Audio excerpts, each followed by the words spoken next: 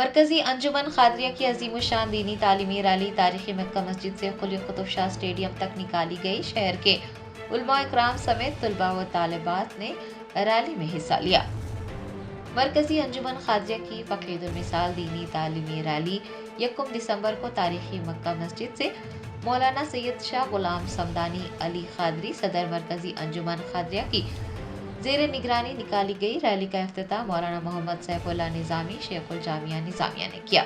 Rally Gulzar Houz, Patthargatti, Madina building, high court से होते हुए कुली कुतुब शाह स्टेडियम पहुंची और एक अजीमुशान जलसे आम में तब्दील हो गई।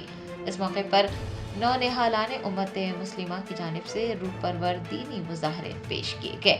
रैली में मौलाना सैयद अली अकबर निजामुद्दीन हुसैनी साबरी, मौलाना सैयद महमूद पाशा जरीन कुल्ला, मौलाना शाह आगा मोहम्मद कासिम अबुल अलाई, सज्जादा नशीन दरगाह हजरत मोहम्मद हुसैन क़िबला रहमतुल्लाह अलैह के अलावा कुल हिंद मजलिस इत्तेहादुल मुस्लिमीन के 4 मीनार रुकन असम्बली मीर जुल्फ़िकार अली व दीगर ने हिस्सा लिया।